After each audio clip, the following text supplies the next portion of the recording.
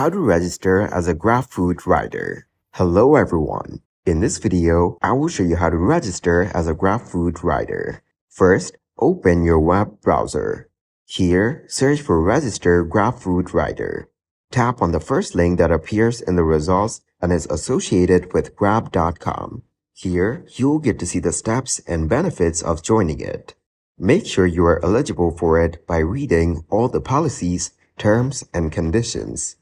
Then, choose a city and fill up all the details until complete. To register, click on the option given here. Later, you'll be contacted by our admin to explain the registration process.